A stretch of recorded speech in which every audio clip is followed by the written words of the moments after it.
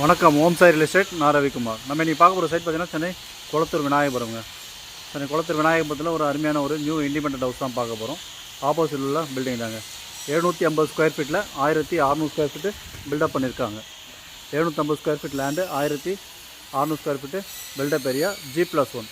Ground ஃப்ளோரில் பார்த்தீங்கன்னா single bedroom hall kitchen, first ஃப்ளோரில் டபுள் பெட்ரூம் ஹால் கிச்சன்.